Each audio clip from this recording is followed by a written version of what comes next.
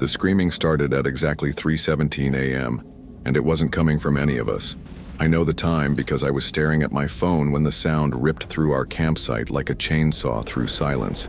It was the kind of scream that makes your blood freeze instantly, the sound of someone experiencing pure, unfiltered terror. But here's the thing that still keeps me awake at night, the detail that makes this story so much worse than it first appears. The screaming was coming from directly underneath our tent. My name is Alex, and what I'm about to tell you are 3 true stories that happened during what was supposed to be the best summer of my life. I'm 24 now, but these events took place when I was 21, fresh out of college and ready to celebrate freedom with my 2 best friends, Jake and Madison. We had planned the ultimate summer adventure, a month-long road trip across the country, hitting national parks, beaches, and everything in between. We thought we were prepared for anything. We had camping gear, emergency supplies, pepper spray, and enough naive confidence to believe that bad things happen to other people, not to groups of smart, careful college graduates like us. We were wrong about everything, but I'm getting ahead of myself again. Let me start with the first incident, the one that should have made us pack up and go home immediately, but instead we convinced ourselves it was just a freak occurrence. Story 1. The Watcher in the Woods. The first week of our trip took us through the mountains of Colorado, where we planned to spend 3 nights camping in a remote section of the national forest. Jake had found the spot online, a secluded area about 2 miles off the main hiking trail, perfect for people who wanted to experience real wilderness without the crowds of designated campgrounds. The hike-in was beautiful but challenging, with our heavy packs loaded down with everything we needed for 3 days of off-grid camping. Madison, who had been the most enthusiastic about the outdoor adventure aspect of our trip, was setting a pace that had both Jake and me struggling to keep up. "Come on, city boys," she called back to us as we paused to catch our breath. "We're almost there, and I want to set up camp while we still have good light." The campsite was everything Jake had promised. A small clearing surrounded by towering pine trees with a crystal-clear stream running along one edge, and a perfect view of the mountain peaks in the distance. It felt like we were the only people for miles, which was exactly what we wanted. We spent the afternoon setting up our tents, gathering firewood, and exploring the immediate area. Everything felt perfect and peaceful. Madison found a natural swimming hole in the stream.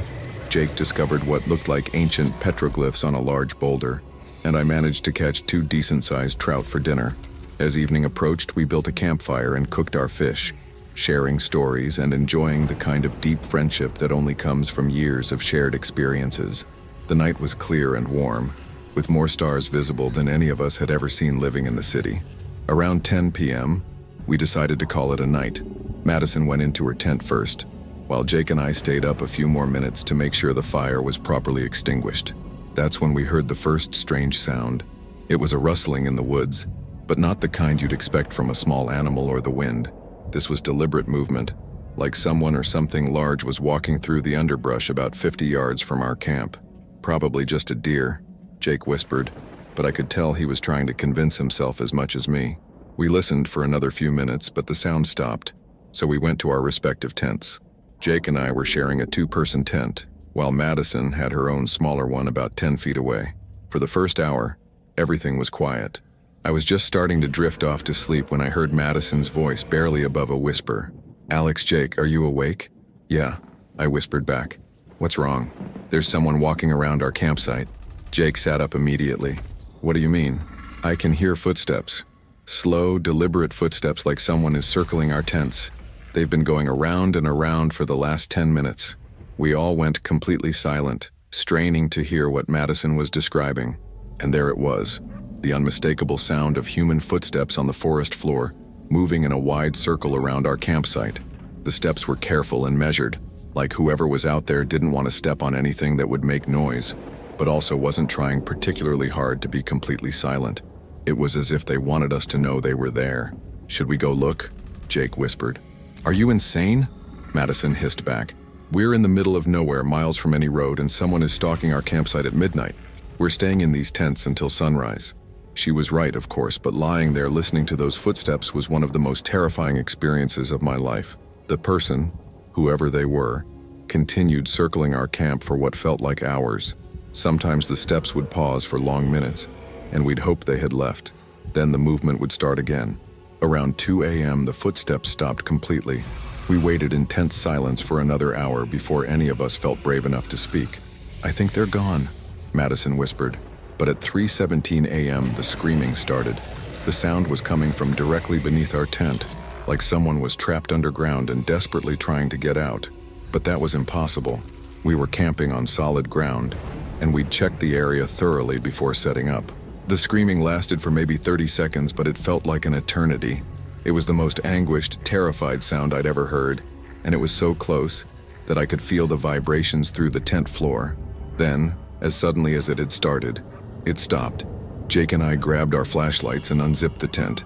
Madison emerged from her tent at the same time, her face pale with terror. "Please tell me you both heard that," she said. We searched the area around our tents with our flashlights, looking for any explanation for what we'd experienced. The ground was solid, with no holes or crevices that could explain the sound. There were no footprints in the soft earth around our campsite, despite the fact that all three of us were certain we'd heard someone walking around for hours. We huddled together by the remains of our campfire, too scared to go back into our tents, until the sun came up. In the daylight, everything looked normal and peaceful again, but we couldn't shake the feeling that we were still being watched. We packed up and hiked out that morning, 3 days earlier than planned. On the way back to the main trail, we encountered a park ranger who asked how our camping trip had gone. When we described what had happened, his expression grew serious. "You were camping in the area near Devil's Sink, weren't you?" he asked. We confirmed that we were, and he nodded grimly. "That area has a history," he explained. "Back in the 1800s, there was a mining camp there. One night, a tunnel collapsed and trapped 6 miners underground. The other workers tried to dig them out, but the ground was too unstable. They could hear the trapped men screaming for help for 3 days before the sounds finally stopped." The ranger continued. "People have been reporting strange experiences in that area for decades. Footsteps, voices, and sometimes screaming that seems to come from underground. Most locals avoid camping there." We asked why the area wasn't closed to camping if it had such a disturbing history. "Officially, there's no evidence of anything supernatural," the ranger said. "The Park Service's position is that the sounds people report are probably natural phenomena, underground water movement or settling earth, but personally, I'd recommend finding a different place to camp next time." We drove away from Colorado that afternoon, but the experience had changed the dynamic of our trip. The easy confidence and excitement we'd felt at the beginning was replaced by a constant underlying tension. We found ourselves checking locks obsessively, avoiding isolated areas and sleeping poorly in unfamiliar places. But the Colorado incident was just the beginning. What happened at the beach house 2 weeks later made our mountain camping experience seem like a minor inconvenience. Story 2. The House by the Sea. After Colorado, we decided to take a break from camping and rented a beach house in a small coastal town in Oregon. The house was advertised as a charming vintage property with ocean views, perfect for a relaxing few days after our mountain adventure. What the rental listing didn't mention was that the house had been empty for almost a year before we arrived, or that the previous tenants had left under circumstances that the property management company preferred not to discuss. The house was beautiful from the outside. A classic 1950s beach cottage with weathered cedar shingles and a wraparound porch that faced the Pacific Ocean. It sat on a bluff about a quarter-mile from the main road, isolated enough to provide privacy but not so remote that we felt completely cut off from civilization. The interior was exactly what you'd expect from a vintage beach rental. Knotty pine walls, nautical decorations, and furniture that had probably been there since the house was built. Everything was clean and functional, but there was something about the atmosphere that felt off from the moment we walked in. Madison noticed it first. "Does this place feel weird to you guys, or is it just me?" Jake laughed it off.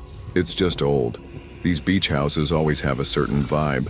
I think it's charming." But I knew what Madison meant. There was a heaviness to the air inside the house, like the feeling you get in a room where people have been arguing even after they've left. It wasn't exactly threatening, but it was definitely unsettling. We spent the first day exploring the beach and the small town, trying to recapture the fun and excitement that had characterized the early part of our trip. The ocean was beautiful, the weather was perfect, and the local restaurants served amazing seafood. By evening, we were starting to feel more relaxed. That night, we cooked dinner in the house's well-equipped kitchen and played board games on the screened porch while listening to the waves crash against the rocks below. For a few hours, everything felt normal and enjoyable again. Around 11 p.m., we decided to head to bed. The house had 3 bedrooms, so for the first time on our trip, we each had our own private space. Madison chose the master bedroom, which faced the ocean, while Jake and I took the two smaller rooms that looked out toward the forest behind the house. I was exhausted from the day of sun and sea air, and I fell asleep almost immediately. But sometime in the middle of the night, I was awakened by a sound that made my blood run cold. Someone was playing piano downstairs. The melody was hauntingly beautiful but deeply sad, the kind of music you might hear at a funeral or memorial service. The notes seemed to drift up through the old house's thin walls, filling my room with an overwhelming sense of grief and loss. I lay in bed for several minutes trying to convince myself that one of my friends was playing, even though I knew neither Jake nor Madison could play piano. The alternative explanation, that someone else was in the house, was too terrifying to consider. Finally, I worked up the courage to get up and investigate. I crept down the hallway and peered down the stairs toward the living room, where an old upright piano sat in the corner.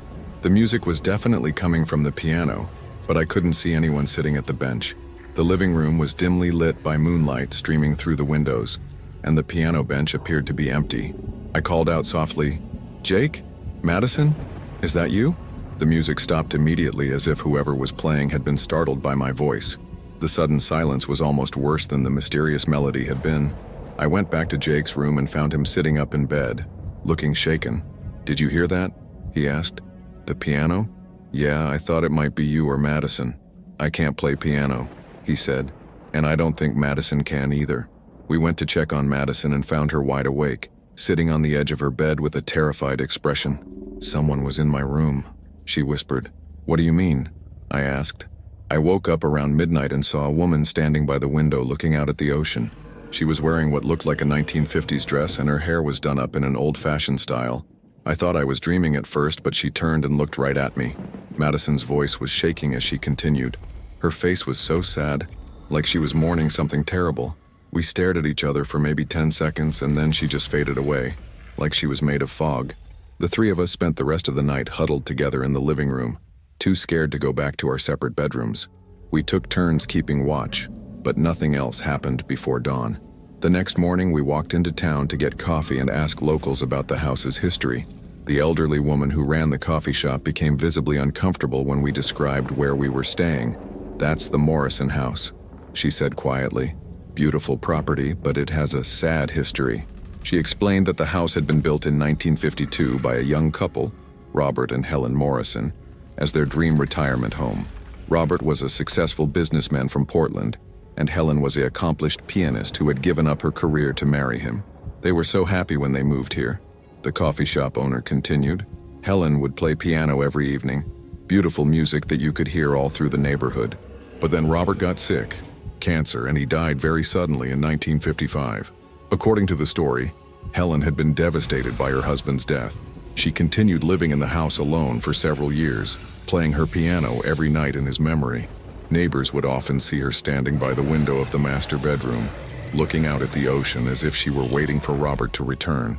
One morning in 1959, Helen didn't come into town for groceries like she always did, the woman said. When people went to check on her, they found her at the piano like she had died while playing. The medical examiner said it was a heart attack, but people said she died of a broken heart. The house had changed hands several times over the decades, but tenants rarely stayed long. People reported hearing piano music at night, seeing a woman in 1950s clothing by the bedroom window, and experiencing an overwhelming sense of sadness that seemed to permeate the entire property. Most people who rent it leave early, the coffee shop owner concluded. The property company keeps trying to rent it out because it's such a beautiful location, but they don't usually tell renters about the history. We decided to stick it out for the remaining 2 nights of our reservation, partly because we'd already paid and partly because Helen Morrison's story was more sad than terrifying. If the house was haunted, it seemed to be by someone who was lonely rather than malicious. But our second night in the house proved that assessment wrong. I was awakened around 2 a.m. by the sound of the piano again, but this time the music was different. Instead of the melancholy melodies we'd heard before, someone was pounding on the keys in a discordant, angry way, like they were trying to punish the instrument. I went downstairs to investigate and found Madison already in the living room, staring at the piano in shock. "Alex, look at this," she whispered. The piano bench was pulled back from the instrument and the keys were moving by themselves, depressing and releasing as if invisible fingers were playing. But the music coming from the piano was harsh and violent, nothing like the beautiful melodies Helen Morrison was known for. As we watched, other things in the room began to move. Picture frames fell off the walls, books flew off shelves, and the temperature dropped so suddenly that we could see our breath. Jake came running down the stairs, drawn by the noise, and the three of us huddled together as the paranormal activity intensified around us. The piano playing became even more violent, and we could hear what sounded like a woman crying. But the tears sounded angry rather than sad. Then, as suddenly as it had started, everything stopped. The piano keys went still, the temperature returned to normal, and the crying faded away. But in the silence that followed, we heard something even more disturbing. Footsteps on the porch outside, slow and deliberate, like someone was walking back and forth in front of the house. We looked out the windows but couldn't see anyone in the moonlight. The footsteps continued for about 10 minutes, then moved around to the side of the house and eventually faded away. We packed our bags and left first thing in the morning, forfeiting the last night of our reservation. On the way out of town, we stopped by the coffee shop to tell the owner what had happened. Her reaction surprised us. Instead of seeming shocked by our story, she nodded knowingly. "You experienced the angry Helen," she said. "Most people only encounter the sad version, the woman mourning her husband. But sometimes, especially when she feels like people are intruding on her grief, she gets furious." She explained that Helen's spirit seemed to have two distinct personalities. The melancholy pianist who appeared most often was the Helen who missed her husband and wanted to honor his memory.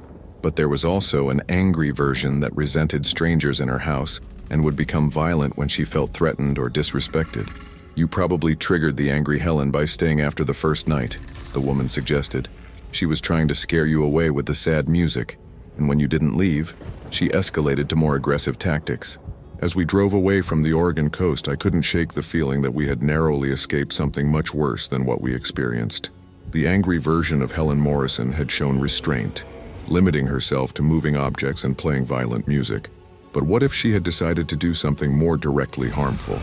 The beach house incident left all three of us emotionally drained and increasingly paranoid about the places we were staying. What had started as a fun summer adventure was turning into a series of encounters with forces we didn't understand and couldn't control. But the worst was yet to come.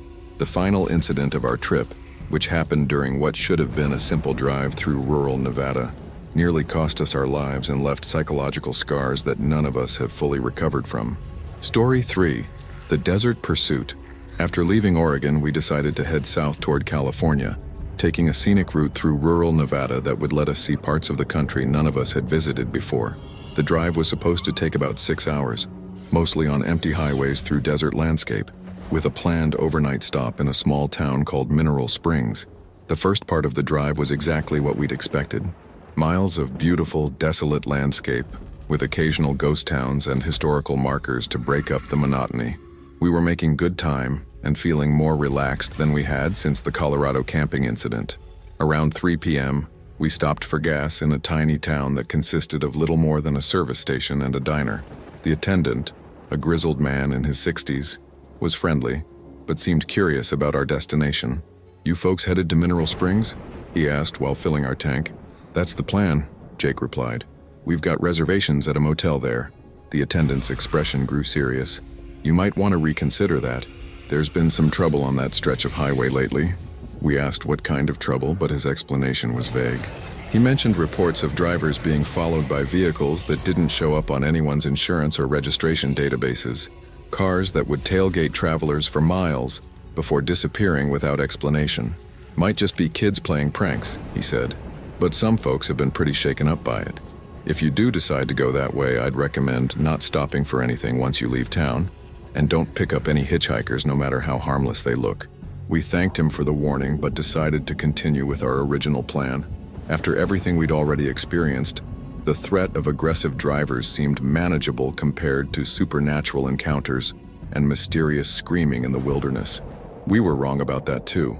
About an hour outside the gas station town, Madison noticed a vehicle in the rearview mirror that seemed to be maintaining exactly the same speed and distance as us.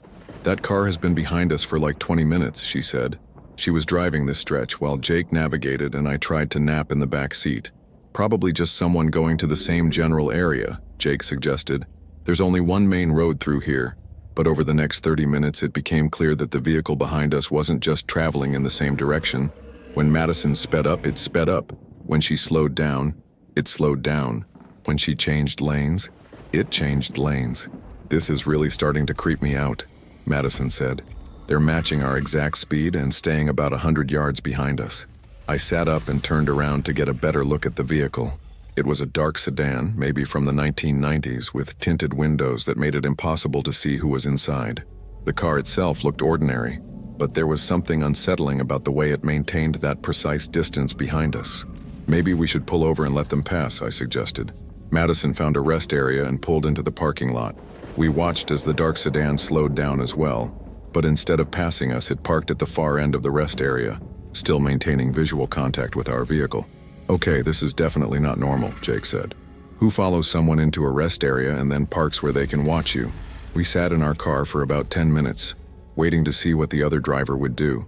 The sedan didn't move, and we couldn't see any activity inside it. Finally, Madison decided to get back on the highway. As soon as we pulled out of the rest area, the sedan followed us again, resuming its position about 100 yards behind us. For the next hour, the cat-and-mouse game continued. The sedan followed us through several small towns, past multiple exit opportunities, never getting closer, but never falling behind. When we stopped for a bathroom break at a gas station, the sedan parked across the street and waited. "Should we call the police?" Madison asked. "And tell them what?" Jake replied. "That someone is driving on the same public highway as us? Technically, they haven't done anything illegal. But as afternoon turned to evening and the sedan continued its relentless pursuit, we began to feel genuinely threatened. This wasn't random road behavior or someone traveling in the same direction. This was deliberate stalking. As the sun started to set, Madison made a decision that probably saved our lives. "I'm not driving to Mineral Springs with this creep following us," she said. "Let's find somewhere public and well-lit to stop for the night." We found a truck stop with a 24-hour diner and a motel attached. The parking lot was well-lit and busy with travelers, which made us feel safer. Madison parked as close to the diner entrance as possible. The sedan pulled into the parking lot as well, but stayed at the far edge near the darkest section where the lot lights didn't reach effectively. We could see the shape of the vehicle, but the occupants remained invisible behind the tinted windows. We went into the diner and asked for a table near the windows so we could keep an eye on our car and the sedan. The waitress was friendly and talkative, and when we explained that we felt like we were being followed, she became very concerned. "That's been happening to a lot of people lately," she said. "Drivers report being followed for hours by cars that seem to appear out of nowhere. The state police have been trying to investigate, but whenever they get involved, the stalker vehicles just disappear." She recommended that we stay at the attached motel for the night, rather than continuing our drive in the dark. Whatever those people want, they seem to prefer operating when there aren't many witnesses around. We took her advice and got a room for the night. From our motel window, we could see that the sedan was still parked in the dark section of the lot, apparently waiting for us to continue our journey. Around midnight, Jake woke us up with urgent whispers. "Someone's trying to get into our car," he said. We looked out the window and saw a figure in dark clothing moving around our vehicle, trying the door handles and peering into the windows. The person appeared to be looking for something specific, not just casually checking the car. I called the front desk to report the attempted break-in, and the night clerk said he'd contact the police. But by the time anyone arrived, the figure had disappeared back to the sedan, which was now parked in a different location. The police officer who responded took a report, but explained that without evidence of actual damage or theft, there wasn't much he could do. He did run the license plate on the sedan, but it came back as belonging to a vehicle that had been reported stolen 3 days earlier in another state. "My advice is to leave first thing in the morning and take a different route to your destination," the officer suggested. "Whoever these people are, they seem to be targeting travelers on this particular stretch of highway." We followed his advice and left the truck stop at dawn. But instead of continuing toward Mineral Springs, we took a longer route that would get us to California through a more populated area. For the first hour of driving, everything seemed normal. We were on a busier highway with more traffic, and there was no sign of the sedan in our rearview mirror. But as we entered a particularly desolate stretch of desert, Madison noticed something that made all of us panic. "They found us," she said quietly. The same dark sedan was visible in the distance behind us, once again maintaining that precise 100-yard following distance. But this time, there were 2 additional vehicles with it, flanking it on either side like some kind of coordinated convoy. "How is that possible?" Jake asked. "We changed our route completely. How could they have known where we'd be?" The 3-car convoy stayed behind us for the next 20 miles, never getting closer but never falling back. When Madison tried speeding up to lose them, all three vehicles matched her pace exactly. When she slowed down, they slowed down too. It was like they were herding us toward some predetermined destination. "There's something ahead," Madison said, pointing to a road sign. "Looks like construction or something." As we approached, we could see that the highway was being reduced to a single lane due to road work. Traffic was backing up, and we were going to be forced to stop or at least slow down significantly. That's when the three vehicles behind us made their move. They accelerated quickly, closing the distance between us in a matter of seconds. The sedan moved into the left lane beside us, while the other two vehicles flanked us on the right and from behind. Through the sedan's now open driver's window, we could see the person who had been stalking us. He was a middle-aged man with hollow eyes and a disturbing smile, and he was gesturing for us to pull over. "Don't stop," I said to Madison. "Whatever they want, we don't want any part of it." Madison floored the accelerator, trying to get through the construction zone before the convoy could box us in completely. Our car shot forward, but the three pursuit vehicles matched our speed, staying in formation around us. For the next 5 minutes, we were part of a high-speed chase through the Nevada desert, with our car in the center and three unknown vehicles trying to force us off the road. The man in the sedan kept gesturing and shouting something we couldn't hear, while the drivers of the other two cars worked to prevent us from changing lanes or escaping. Finally, Madison saw an opportunity. A rest area was coming up on the right, and there was a police car parked there. She swerved toward the exit at the last possible second, tires squealing as we barely made the turn. The three pursuit vehicles shot past the exit, unable to slow down in time to follow us. We pulled up next to the police car, all three of us shaking with adrenaline and relief. The state trooper was initially skeptical of our story, but when we described the vehicles and their license plates, his demeanor changed completely. "You're the third group this week to report being chased by those specific cars," he said. "We've been trying to track them down, but they seem to know exactly when and where we patrol." He explained that there had been several reports of travelers being stalked and harassed on remote Nevada highways, always by the same group of vehicles. In some cases, victims had been forced off the road and robbed. In others, people had simply been terrorized for hours before the stalkers disappeared. "The problem is they're using stolen cars and fake plates, so we can't trace them through normal channels," the trooper continued. "And they seem to have a network of people feeding them information about traffic patterns and police locations." He provided us with an escort to the California border, and we never saw the convoy of stalkers again. But the experience left us deeply shaken and paranoid about highway travel. Later investigation revealed that we had encountered what law enforcement called a highway pack, a group of criminals who targeted tourists and travelers on remote desert roads. They used multiple vehicles and sophisticated communication to coordinate attacks on vulnerable victims. The pack we encountered was eventually caught several months later, when they made the mistake of targeting an off-duty federal agent. All three drivers were arrested and charged with multiple counts of stalking, harassment, and robbery. Conclusion: the summer that changed everything. We made it to California and spent the last week of our trip in more populated, tourist-friendly areas. But the damage to our friendship and our sense of safety was already done. The three incidents had transformed what was supposed to be a carefree summer adventure into a series of encounters with forces and people that we were completely unprepared to handle. Madison developed severe anxiety about travel and spent the next year in therapy trying to process what we'd experienced. Jake became obsessed with researching the paranormal and criminal activity in remote areas, compulsively planning routes and checking crime statistics before going anywhere. As for me, I learned that the world contains dangers that most people never encounter, and that sometimes the only thing standing between you and disaster is luck, timing, and the willingness to trust your instincts when something feels wrong. The summer of 2019 was supposed to be about celebrating our freedom and exploring the country we'd grown up in. Instead, it became a crash course in the reality that safety is never guaranteed, that beautiful places can hide terrible histories, and that there are people out there who view isolated travelers as opportunities rather than fellow human beings. We still keep in touch, but we've never taken another trip together. The bond that had sustained our friendship for years was permanently altered by what we experienced during those 4 weeks on the road. Sometimes I wonder what would have happened if we'd made different choices. If we'd left Colorado after the first night, would we have avoided the beach house and the highway stalkers entirely? If we'd researched the history of our accommodations more carefully, would we have been better prepared for what we encountered?